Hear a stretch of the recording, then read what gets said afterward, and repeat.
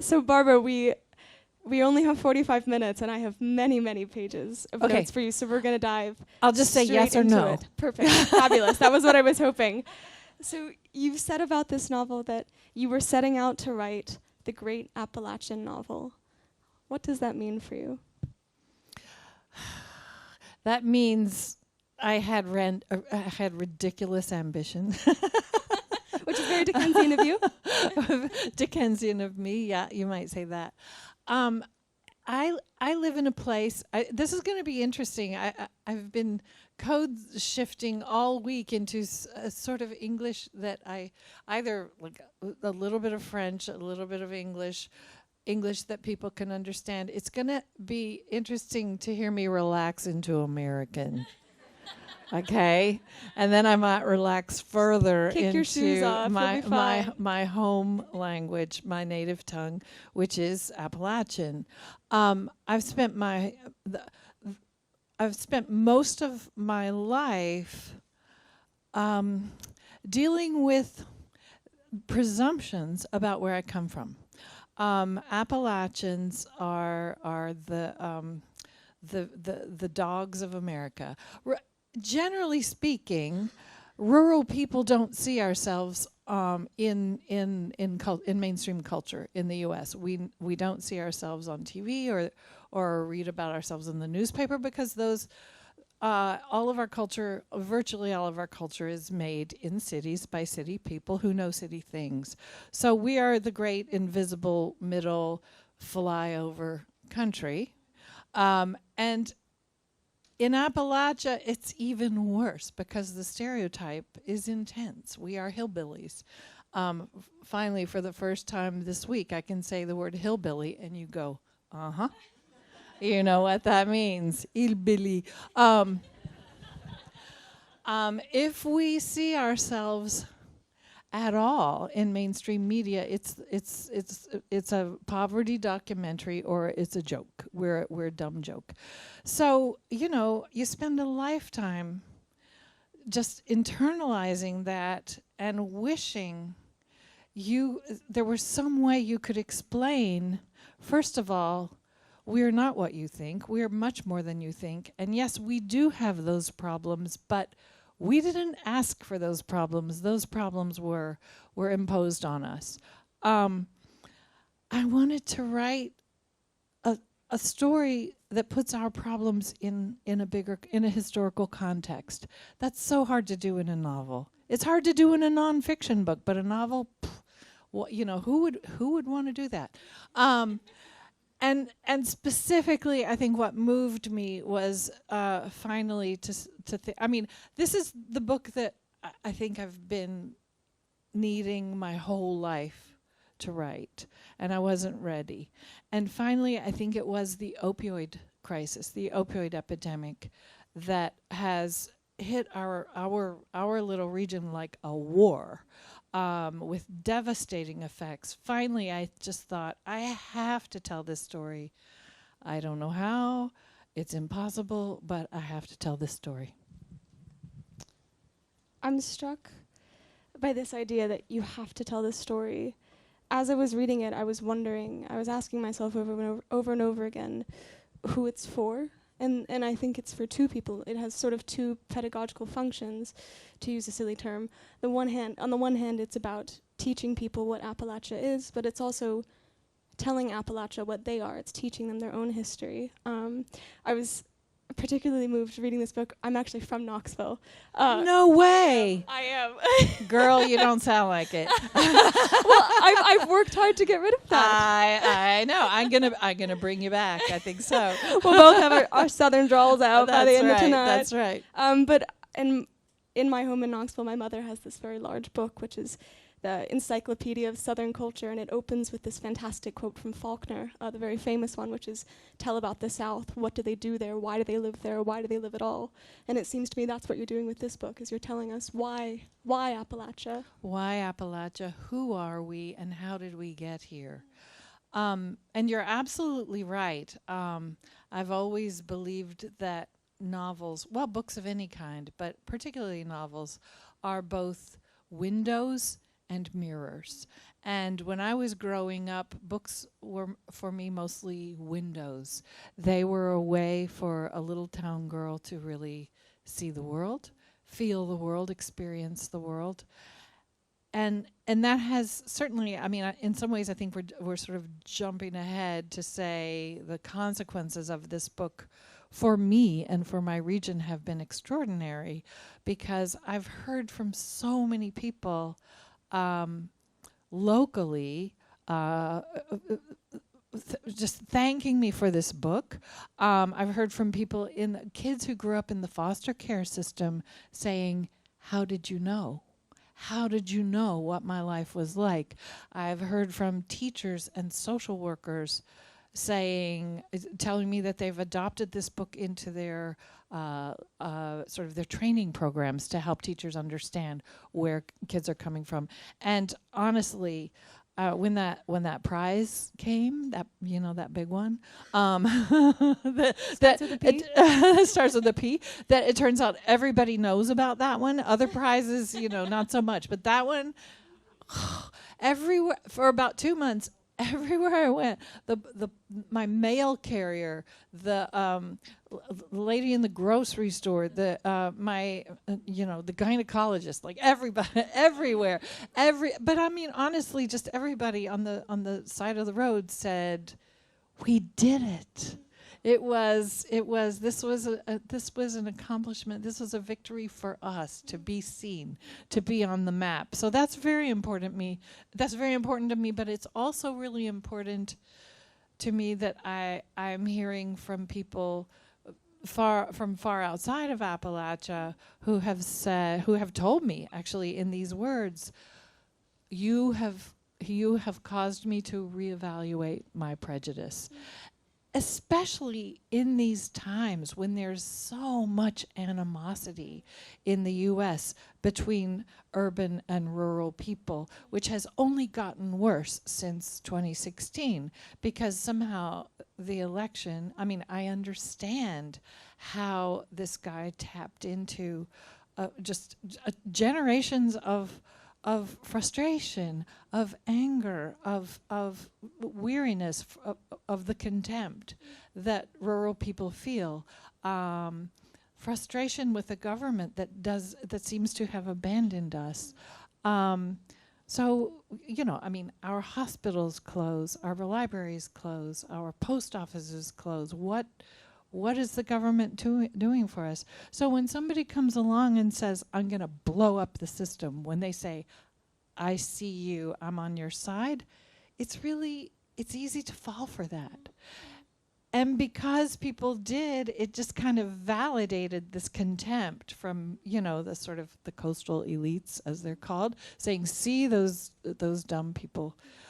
So it's just this division has gotten much, it's beyond anything I've ever seen in my life. So if I could sail this little ship into the world as a story that could be read by both sides, that could maybe begin a conversation to incite more sympathy, more compassion, then I will have done something good in this world. And I think it's so striking as well that it's coming from the inside. When we speak about the man whose name I won't use, who, we're obviously both I'll just say it, when we speak about Trump, he is the coastal elite. He's not coming from Appalachia. And he's a billionaire for the moment.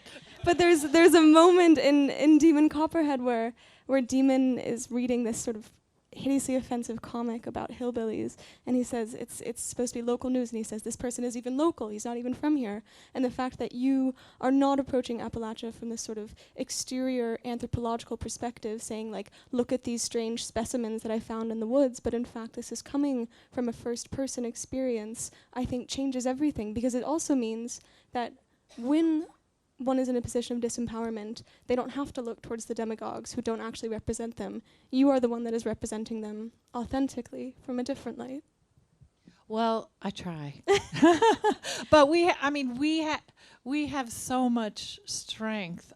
We have so much resourcefulness in Appalachia. We're used to doing things for ourselves. We make things. We do, we solve our own problems.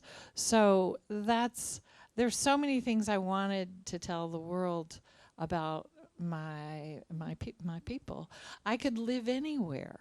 I have lived in a lot of places and a lot of wonderful places, but that's home. That's the place I had to go back to. And when I hear people, I mean, even well-meaning friends from other places say, "How can you live there in the middle of nowhere?"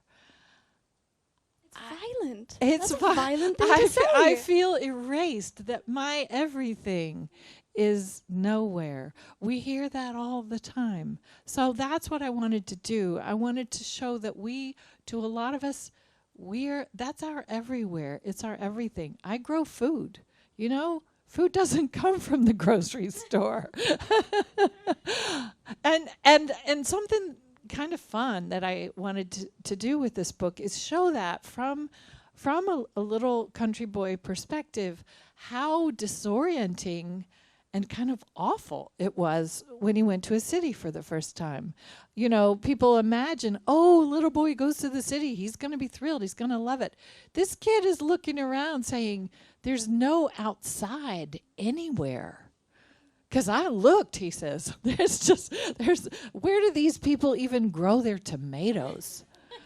So that was just a little tweak. Yeah, his aunt's not his aunt, but the family aunt June. Her apartment building is horrifying to him. He says it's like Duke Nukem and the Doom Castle. That video game where you just keep going down blind alleys and you never get out. So that was that's just kind of my version of reality. And I want to talk more. This idea of the country boy meets the city brings us to a man who I very much want to discuss, who's Charles Dickens. You have arrived at Appalachia through such an unexpected route, which is that of David Copperfield, which for those who might not know, I hope you do know, this book is based off of it, but it's not merely based off of it, it is meticulously transposed. And if you haven't had the pleasure of reading David Copperfield, which you must read because it's delightful, you might not know how intensely creative Barbara has been in the way that she has reinvented and repurposed these characters, even down to the transformation of names, where Uriah Heep becomes U-Haul and Thornstone becomes Stoner, and it's so distinctly American and kind of gross and modern. And I'd love to know more about your process of transposition, particularly when you approached Dickens. How did you decide who to draw from his cast, from his episodes, and who got cut, and who had to be invented? Well, once I decided, which is a story I've told so many times that I won't bore you with it because you've probably heard it before. But it came basically Charles Dickens came to me and said, write this book, but the most surprising thing he told me was, let the child tell his own story. And I thought, okay, I'll let your child tell the story. I made the decision, actually in his house, sitting at his desk, to write my version of David Copperfield.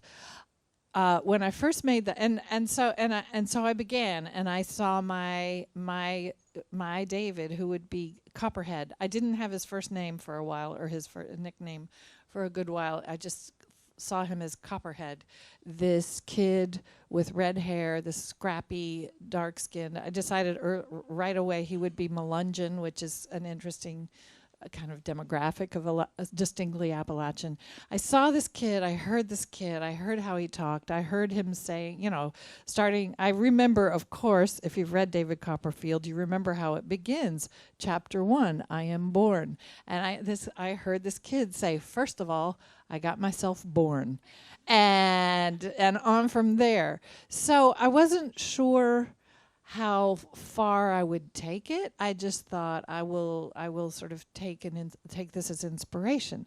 So I was returning to home the next day, so I downloaded. Sorry, booksellers in the audience.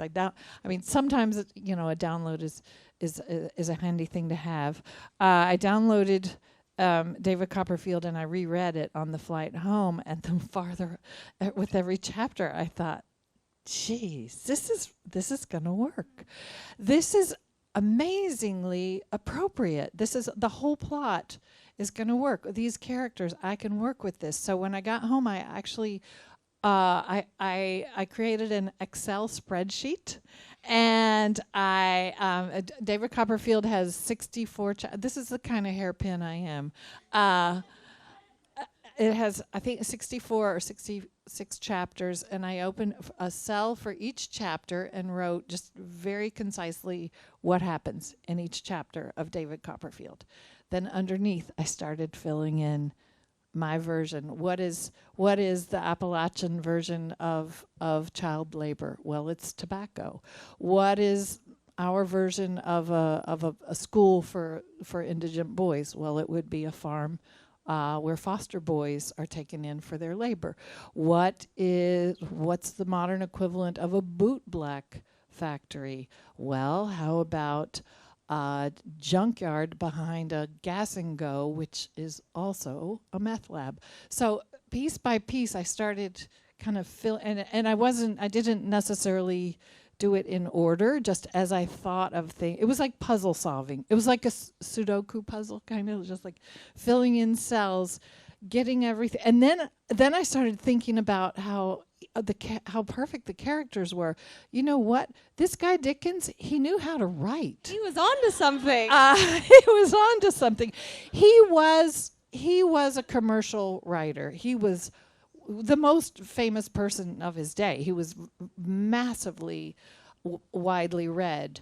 There's a reason for that, and it was so interesting. It was a masterclass in Dickens for me to spend 3 years working on a novel with him at my elbow, I mean literally by my side, this book, studying his tricks, and he had a lot of them up his sleeve, like short chapters. These short chapters. This is just a direct manipulation of the reader, okay, right? Because you know how it is. You're in bed, you're reading, you say, "Oh, just 3 more pages, I'll finish this chapter." And then you get to the last page, and what? There's something that makes you go into the next chapter. Something else that Dickens does that I would call the cadence of coincidence, where he'll develop a character and a sort of a plot around a character, and then they'll drop out for a while. And you'll forget about them, but they'll be sort of in the back of your mind, and you're thinking, what happened to Tommy? And then, bing, there's Tommy at the drive-in. And he pops up again, and you're instantly interested.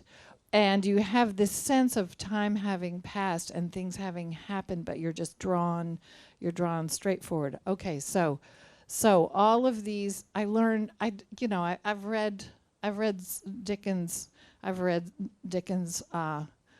beginning to end pretty much. But I never paid so much attention to what he was, how he was messing with me. So that was really delightful to learn. And the other thing I would say about, working so directly from his text is that a good part of every day, I felt like I was cheating. I think every writer, every novelist I know has wished at some point that we could hire somebody to write our first draft. So then because it's really hard, and if you're gonna hire somebody, if you're gonna farm out your first draft, Dickens is your guy. I felt like I was getting away with something because, all of this work was done. But at the same time, my task, of course, was really to make this place and these characters and these big sort of social dramas my own and authentically of my place. I mean, it's just such a wonderful experience to imagine, because on the one hand, it's a masterclass and just excellent, smart writing. But on the other hand, Dickens is just such a potent sort of resource of political anger. It's the base of all his books, is the failures of the state, child poverty, the city as this just sort of urban jungle of violence, pollution, and above all, David Copperfield and Dickens more largely is a writer of education. And that seems to be the fundamental theme of this book, is the development of one's own self-consciousness as a member of Appalachia. Right. Yes, he was a writer of social conscience. He was motivated by outrage, I think, and that combination of outrage and shame that comes with growing up in poverty. He was writing about things that, we have different names for: structural poverty, human trafficking. He was writing about all those things that I wanted to write about too.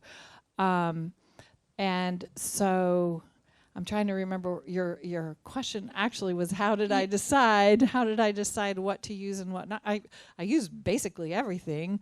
Almost all of my characters came directly from David Copperfield. A few I threw out. I didn't need Murdstone's sister. Who needs her? She served no good purpose. Stoner was well enough. But what I did invent Maggot. Sorry. His name is Matthew Peggott, so of course his nickname is Maggot. He's Demon's best friend. Demon just really needed a best friend. And also, right from the beginning, I knew Maggot was queer. So Maggot is Demon's queer best friend, which brings in an extra dynamic about, and gave me an opportunity to write about a number of things, but especially diversity, Appalachian diversity, which people don't know about. People think we are a monoculture, and we're not. We're much more racially, ethnically, socioeconomically complex than people know. So I really had a good time with the unfortunately named Maggot. Actually, somebody wrote to tell me, you hear everything from every kind of reader. Somebody told me that they were so phobic about maggots they couldn't read the book. So she said there was a family reunion and other members of the family really wanted to read this book. So they passed it around and they all took turns with a bottle of whiting out the word maggot. So thank you, I said. Glad to hear it. That is a committed family. That's a committed family. See, this is what readers will do for each other, right? Isn't that beautiful? But I found every one of those characters was there for a reason. The guy was really good, and so I put them to good use. And I will tell you this though, I found Mr. Dickens' women characters rather thin. I will commit heresy to say I improved his female characters. They were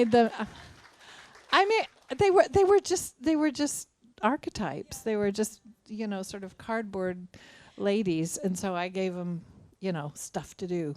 Well, you not only improved them, if I'm correct, I didn't make an Excel spreadsheet, so I might be making a mistake here, but I believe you invented one too, which is June. You're right. Tell us about June, because she is, and this will allow us to pivot as well, because catastrophically we only have 15 minutes left and we haven't gotten to the opioid crisis yet, so we're going to pivot to the opioid crisis and we're going to do it through June. Why did you have to invent her?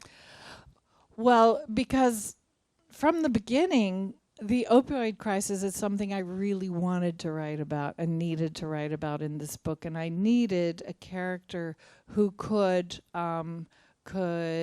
show some of the, could show how this happened. I needed someone who was in the medical profession, a nurse, as she turns out, who is actually embedded in this very directly in this in the way that OxyContin moved into Appalachia, and that was and so she's a nurse, and she begins by believing what the pharmaceutical company is saying, which is that this is the answer to your prayers. They came up with fake studies to show how safe it was and that it wasn't addictive and all of that. And she even has a boyfriend, Kent, that the kids hate. Boo, Kent. But who's a drug rep, and so he was actually doing the things that Purdue reps really did, which was essentially bribing doctors and giving candy and flowers to the nurses and telling the doctors if after your first 100 prescriptions of Oxy that you write, you win a free vacation to Hawaii. They really did this. And those poor doctors, I'm just going to tell you, they really need a vacation to Hawaii, because the medical care system where I live is stretched so thin. I could spend the next hour shocking you with how hard it is for any of us to see a doctor where I live. A simple way to explain it is, for many years there was not one doctor in my county who could deliver a baby. If you needed to have a baby, you had to go to Tennessee. Simple as that. We wait months and months to get an appointment. There are just not enough doctors. So of course, prescription pad doctoring is the only choice these people have when they're going to see this patient once in the next year, and they can't refer them to a pain clinic. They can't send them to a yoga class or a kine, I think you call it here, or what. So it was a very vulnerable place, and Purdue knew that, and that's why they targeted us. And that's a story I wanted to tell in very explicit terms. And the best way to do that is give you a character on the ground who's actually doing it. This is what we do: we show, we don't tell. So, I drew her from. Dickens gave me this very large Peggotty family. There were all kinds of Peggottys, and so I just decided I nominated a Peggotty to be Aunt June. And so June, she's kind of she's one of the first people to realize what's happening with the opioid crisis after the catastrophe of Kent and all that. And then as she's watching people fall to this war, to this sort of invasion of Appalachia through the opioid crisis, she has this refrain that she repeats at multiple moments where she says, they did this to you. They did this to you. Tell me about this refrain as it pertains to Appalachia as a whole, the idea that this was done to them. Right. She says that to Demon because Demon feels so ashamed when he ultimately, I won't give away too much, but this happened in real life so many times. A kid has a football injury. Football is everything where I live. And so it's so important to get him back in the game that after he tore up his leg, they gave him Oxy. At the end of 1 month, he's already addicted. It's that easy. That's how it happens. It's that easy. That's how it happens. And then when once you're there, you're there. It's very hard. It's impossible to back up without medical intervention and a lot of support. But because of the stigma of drug abuse, because we're all brainwashed to believe that it's a crime and bad people do that. So if you do it, you must be bad. And June is she knows he's trying to hide his addiction from her. Of course she knows what's going on. And she's trying to tell him, I don't hate you for this. I don't judge you for this. You have a disease. They did this to you. More broadly, that same shame is internalized around poverty and around, living in a place with such limited opportunity because of the American dream, because we're all brainwashed to think that if we worked harder and if we were just smarter, we would get out of this trap. So I hope she didn't say it too many times, but she said it just the right amount of time. Just the right. But she's sort of this voice of reassurance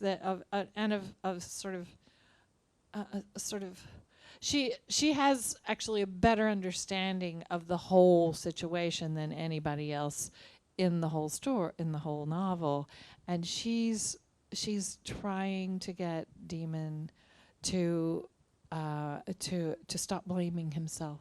And it becomes a sort of refrain of structural poverty as well, right? Which is even more devastating when one is from Appalachia because your point of pride is your sense of self-sufficiency. It's a fact that you grow the food that you consume, that you are in charge of yourself. And that's where David Copperfield, again, becomes such a perfect vessel, because the question he asks himself in this book is, am I going to be the hero of my own life?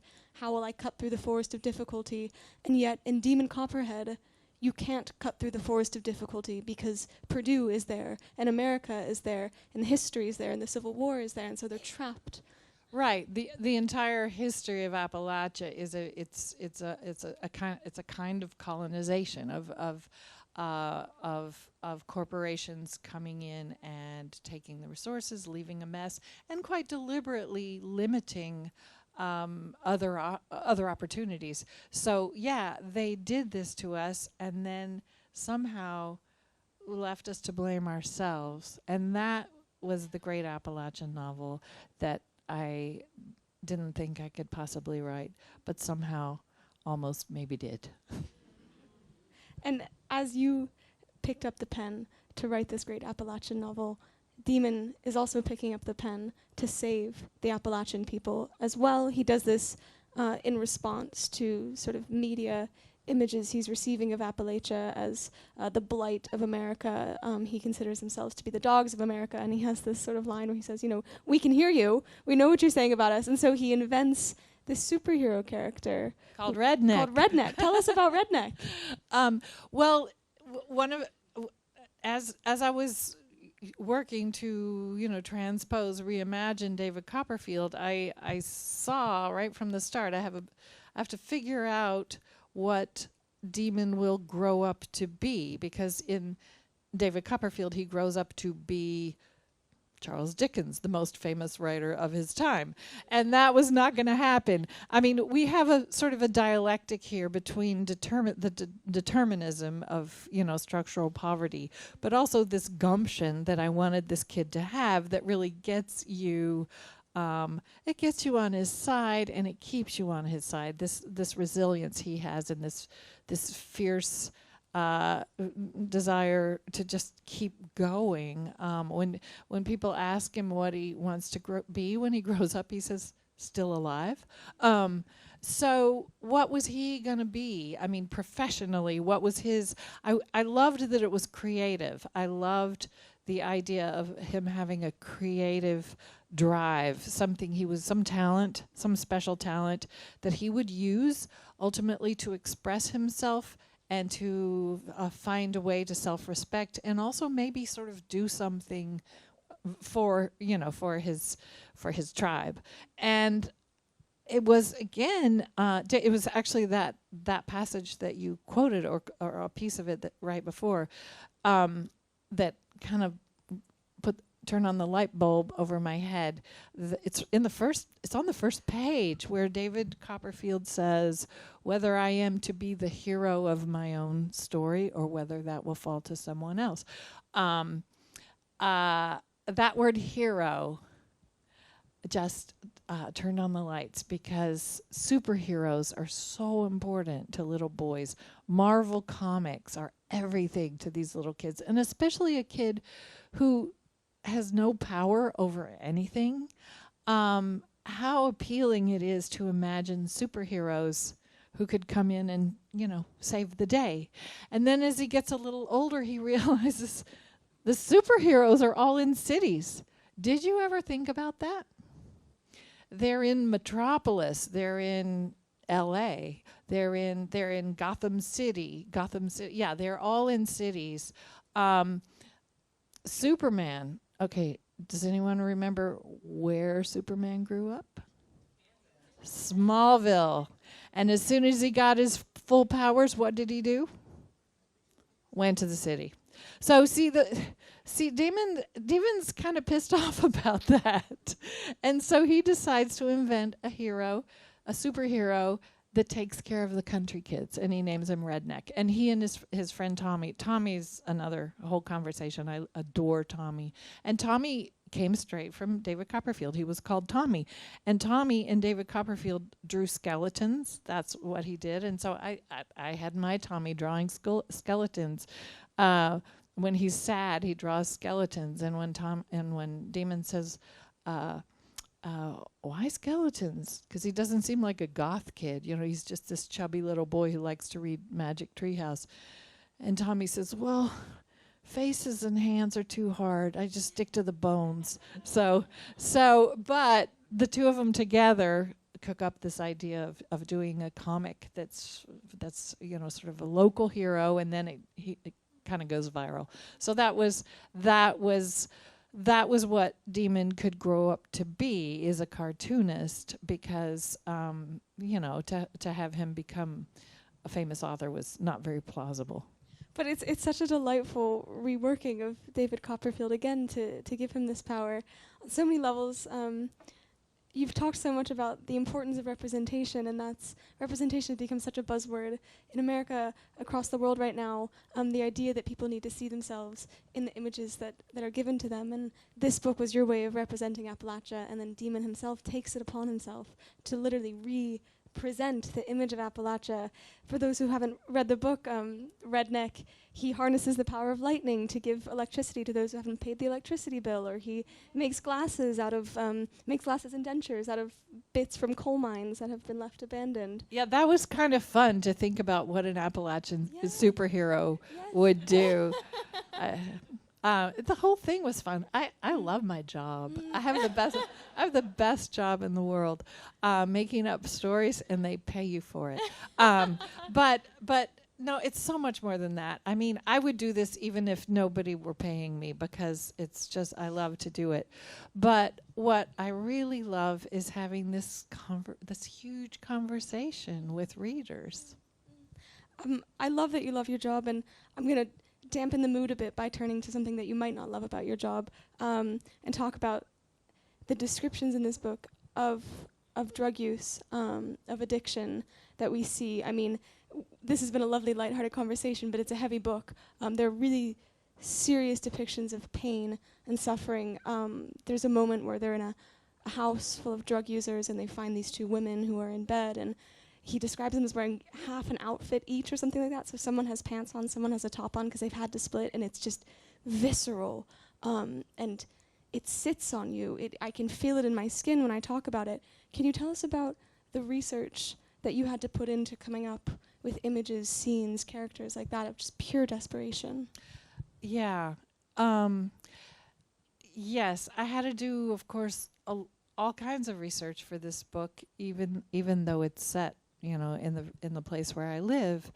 I'm fortunate to say I have no direct experience with addiction, and I needed to know absolutely from the inside, what is that life like? I'm friends with Dr. Art Van Zee, who, if you've seen or read Dopesick, you know who that is. He was the real Aunt June. He was the physician in Lee County who first started noticing how addicted his patients were getting, and sounded the alarm, and spent years trying to convince the DEA and the powers that be that they needed to do something about this. So now almost his whole practice is patients in recovery. He treats patients in recovery with Suboxone and support. So when he found out I was writing this book, he said, "You need to speak with a lot of people who've been." I mean, he knew just instinctively that I was going to have to earn the right to write about this life. And he did me the great favor of sending an email to all of his patients saying, there's this woman who is writing a novel and would like to, and assuring them she's not going to use your name. And I surprisingly, people came forward. People wanted to talk. So I spent a lot of hours just listening, just saying, tell me whatever you want to tell me about how this happened to you, how it went, how it feels when you're in withdrawal, what a day is like when you wake up and all you can think about is how to get your next fix so you won't feel like you're dying. Where did that road take you? What were the worst things that happened to you? And how did you get to the other side? What helped you into recovery? I mean, I didn't know if people would want to tell me such things, and they really did. I mean, people told me the most painful and awful and humiliating things, I think because they just had never gotten to talk about it before. So I listened to a lot of stories, and my heart broke over and over and over again, and I really came to understand this disease as a disease. Because like everybody else, I had, I've been subject to brainwashing. Maybe some part of me thought, oh, well, they could have just, at some point they could have made a different choice. They couldn't have made a different choice. Everybody I talked with began with a legal prescription. Nobody wanted to go there. And once you're there, you are there. So, maybe my best hope for this book is that readers who didn't already know will understand that addiction is a disease like cancer is a disease, and it can only be treated with medicine and compassion. And that's not happening. That's not how we're treating it. Imagine if your daughter had cancer and you said to her, well, I'm kicking you out of the house, and when you hit bottom, maybe we'll get you chemo. I mean, that's how we treat addiction. That's how we treat this disease, as if it is the fault of the addicted. So nothing will change. I mean, and so, okay, so these things have happened. Lawsuits have been pursued, and settlements have been made, and we're still deciding how many of Purdue's billions they get to keep. But, there have been large settlements, and I'm afraid that people think justice has been done. Justice hasn't. That money is not coming back to Lee County, not at all. We don't have, for every probably 200 patients who need addiction recovery services, we have one bed. It's desperate. It's a terrible situation. And that only changes when people understand that this is a disease that only can be cured with treatment. That this is a place where we have to put resources. And I'm happy to say that a Demon, how can I say this? You're Americans, I can tell you. Demon has brought home a lot of bacon. He's been on the bestseller list in the U.S. for 70 weeks or something. It's crazy. So with that money, I'm working with a large community of people in southwestern Virginia to try to build new recovery facilities that are badly needed.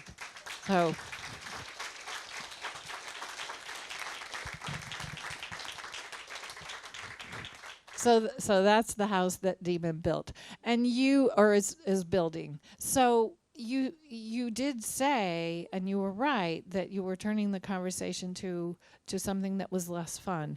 This book I've sort of made it out like I was just just chortling there with Charles Dickens the whole time. I wasn't. I mean, this was a hard book to write. It was hard some days to go to my desk and think, what am I going to put this poor kid through today?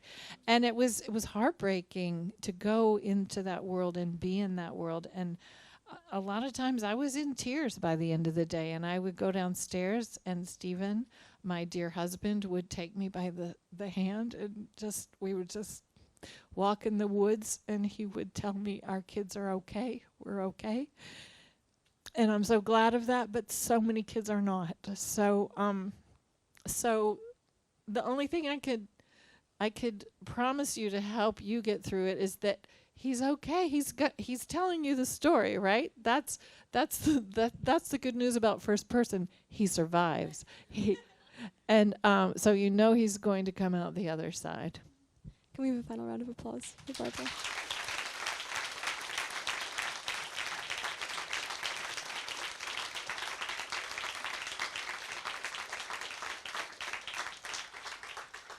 Thank you. And I forgot to say, I want to say hi to the Zoom people. Hi.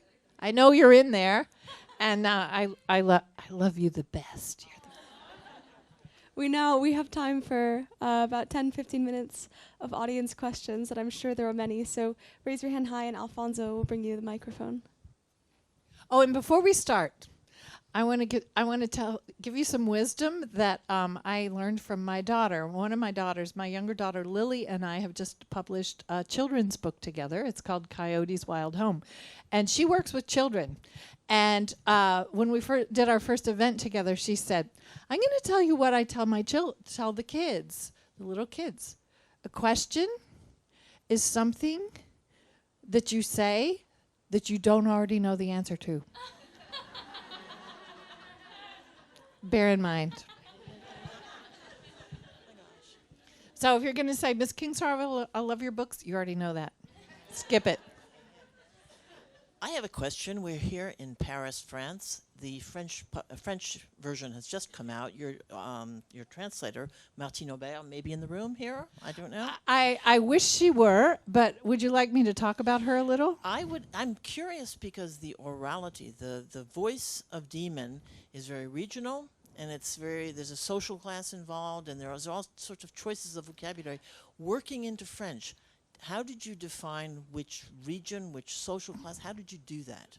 Well, Martine did it, and I've spent the week. She's been with me for most of this week. She just, Stephen and I are gonna go visit her in her village, Père-la-Fontaine, tomorrow.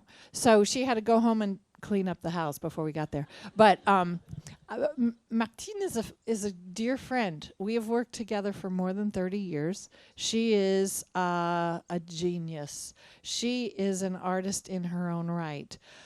When I write, I'm not really thinking about my translators, but I know that I write fiction that's very difficult to translate because it's very specific. I make a point of using words that are very... I always told my kids when they were growing up, there's exactly... that no two words mean exactly the same thing. And they would challenge me on that, like freedom, liberty, not quite the same. One has a romantic root, one has a Germanic root, and there are class differences between those words if you think about it. So I think a lot about word choice, and I put words together in very idiomatic and specific ways, and then the challenger, and then the translator gets to. Actually, I'll tell you, one of my books was translated by someone other than Martine because she was taking a break from work at that time, and I met that translator here in Paris, and the first thing she said, that book was Poisonwood Bible, which has palindromes in it and really, really nutty things. And the first thing that the translator said to me is, "You have ruined my life." So, but not Martine. Martine has always risen to the challenge, but she really, really works at it. So we email a lot. We go back and forth a lot, and then she always comes to visit me with her book that has 1 million sticky notes in it, and then we just go through page by page, and we talk about, the sort of the weights of words and this meaning versus that meaning, because sometimes the best translation is not the most faithful, but the most poetic. And so we talked a lot because there is no exact equivalent. But the voice, the vernacular, the idiom, just the sound of this voice, the sort of earthy, gritty sound of this voice was so important to the reading of the book that I left it in her hands. All the decisions really ultimately were hers. She would ask me, "Do you feel like it's more like this or like that?" Or she would say, "What does this even mean? Snake handling Baptists? Why, Babaka? Good question. So yeah, we had a lot of conversations, but ultimately she was the poet who did this magnificent translation, and I'm so proud of her. If she were here, I would make her stand up and embarrass her so you could clap. But anyway, she deserves much praise. Yes. Hi. I have a writerly question, if I may. You may. Okay. I'm a novelist myself. I have just one novel out. It's a combination coming-of-age story and murder mystery. It came out a few years ago. You already knew that. Yeah, I did. But I'm getting to the question that I really don't know the answer to. Anyway, my one novel is called Something I Keep Upstairs. I'm trying to write a second one. And I have what I think is a good beginning, 15,000 words. And I think I know how to end it. But currently, I have absolutely no idea how to get from point A to point B. Now, in my opinion, there's kind of two options, right? One is to put it aside and wait till you get some ideas, which is what I've done. Second option would be to just sit down at your desk every day for 2 hours and just sit there, and hopefully ideas will come as you sit there and try to write. So I see those two options, and you're so prolific, you probably don't ever get stuck, or maybe pretty rarely. But in that situation, what do you do? Do you put it aside, or do you just keep writing? I never put it aside, but in a broader way, I will talk to you about what people call writer's block, because I think that's what you're talking about. What I think that is writer's fear. Fear of writing something that isn't very good. I struggle with that every day of my writing life. And even though I've written 17 books now, number 18 will be just as hard. I'm always terrified at the beginning. This time, the voice in my head says, you're really going to screw it up. This one's going to be a train wreck. It's just, I think anxiety is a writer's soulmate. You know, it's just always there, and it's driving you, and it can drive you or it can stop you. But here's the deal I make with anxiety. I tell myself, okay, I'm going to write a really crappy first draft. I'm just going to go ahead and do it, because here's the thing. Nobody's going to see it. It will never leave this room. And that's the beautiful thing. I'm not a skater. Nobody sees when I fall. I'm not an athlete, or, it's so wonderful to be a writer, because all of our mistakes are made in private and we can bury them. We can delete them. They don't even go in the trash can. They go into nowhere, the ether. So I just give myself permission to write crap. And then I just sit there and I write and I write and I write. And a lot of it is, you wouldn't believe how much stuff I throw away. I've written so much bad stuff. And especially at the beginning, I always write at least not always, but usually write at least 200 pages of a novel that are just going to go straight in the trash. However you define trash, a can or the ether. And that used to be discouraging. I thought, oh, wow, here I go, spending weeks and weeks writing stuff that's never going to be published. It's just garbage. And then I figured out that, after book 4 or 5 or whatever, this is part of the process. This is necessary. You could say it's like moving dirt to get to the gold. I think of it as writing pages -200 to 0 of the novel. You just have to write them, and then you'll get there. You don't know exactly when you'll get there, but you will get there by writing stuff that isn't good. And then after I'm at page 0 and then 1, I'm still going to rewrite everything dozens of times. I love revision. I would still be revising my first novel if that were possible, because I would so much rather keep revising than give it up and stop. Although you do reach a point of diminishing returns when I go all the way through and I see, oh, I changed 17 words back to what to what I had the previous draft. So I mean, you do feel at some point, okay, this is it. This book is exactly what I want it to be. But the process of writing involves just giving yourself permission to write stuff. You just that's not going to be on the page. That's never going to reach a writer. It's just what you have to do to get there. Welcome.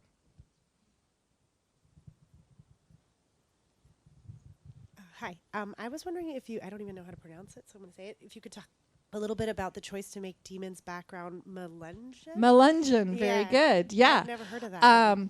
It's most people in the U.S. have not heard of Melungeons. It's very specific to Appalachia. Actually, Lee County, Virginia, where this book is set, is the ancestral homeland of Melungeons. They've kind of moved out into the greater area, but it's just really it's a group of people who are mixed race. A mixture. It's from around 100, just from the, I'm going to say the 19th century. A group of people who were Cherokee, African American, Portuguese, which was another race at that time, considered another race at that time, and Scots-Irish. And they were all sort of, the way Demon describes it, when he looked into it and his relatives told me, is they were all so poor that nobody looked down on anybody, and they just all got together and had a good time and had mixed up babies. So, I don't know this, I've never read this, but I assume that the word Melungeon comes from mélange. I mean, that makes sense to you, right? So this is a group of people, mixed race people, who very cleverly decided to identify themselves as Melungeon rather than black, because or whatever they would have been called at that time, because at that time mixed race people generally were considered black, and when they went to the courthouse to register themselves, they would be told that they couldn't own property or vote. So they said, "Oh no, we're Melungeon.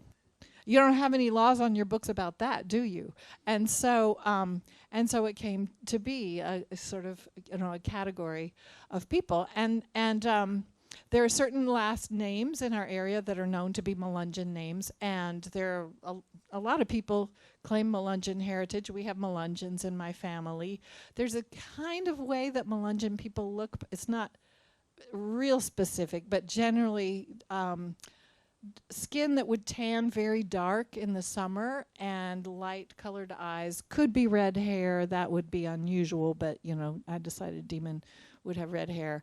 And the most interesting thing is that there is absolutely no stigma. There is nothing bad about being Melungeon. And it's just an interesting heritage in Southwest Virginia and Southern Appalachia, and I just thought it would be an interesting thing to make him Melungeon. It would just give him a little bit of a backstory. We have time for one more question. I thought I'd cheat and ask two if I can. So very, very quickly, my two were, after all you've won in Pulitzer Prize and all sorts of other prizes, is the balance in the audiences when you speak in the United States as overwhelmingly female as it is here? That's quite always. Well, wait, let me look around. Raise your hand if you're a man. This is on the extreme end of it. okay. But generally, my whole career, most of my audiences have been mostly women. I think my readers are mostly women, but booksellers tell me novel readers are mostly women. Women buy more books. Women read more fiction. So that doesn't surprise me. And maybe, I don't know, women are more social and come out to readings. I don't know. I can't explain it. But I have plenty of male readers. It's important to me that my readers are of many generations. Which is why I'm on social media. If you want to follow me on Instagram, you can. Because a writer doesn't want one's audience to age with us and then die with us. It's real. And so I love hearing from readers, from young readers. I love book talk. I love something I love about social media is all of the book chatter and the fact that young people are talking about books. Talking about books they love, even talking about books as physical objects. Like here's my rainbow stack. Here's all my green books. I love that because it means that books mean something important to them. So was that the last question? Can I cheat and ask one really quick one? I was just wondering if you and Nan Golden have ever had a chance to get together and work together. I've never met Nan. I certainly, of course, know of her work. Okay, I have to make a benediction. Yes. Okay, can I make a benediction? I want to thank you for being readers. You are so important to me, and you're so important to the world. When I write a novel, I consider it half finished. The other half happens when you take it home and you take it into your heart, because every one of you completes the book in a different way. You bring to it your life, your hopes, your own needs, and then you construct something in your mind and your heart. But the main thing you've done when you read a book, when you read a novel, is that you've put your life to the side on the bedside table for 10 or 11 hours, and you've gone inside the brain of another human being. That is magical. There is no other form of entertainment or education that lets you do that. So thank you for reading novels, because when you go inside the brain and the life of somebody who's different from you, you're erasing that barrier between yourself and the other. That's the creation of empathy. And that, my friends, is what will save us. Thank you.